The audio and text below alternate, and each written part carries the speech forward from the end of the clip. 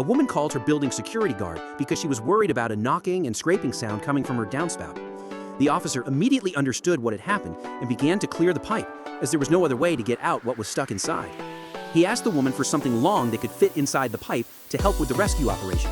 All she had was a kitchen ladle, which the officer then used to clear out the downspout. Time after time, he tapped on the pipe to shake out the debris, and with each tap, he could hear the trapped creature getting closer to the exit. However, it also began to panic more and more, not understanding what was happening or why the walls were shaking. Finally, after a few minutes, the remaining dirt began to fall out of the downspout, and a chipmunk appeared. It had taken a bad jump and ended up in a trap it couldn't escape from on its own, and only thanks to these people, it will now continue to live a normal life.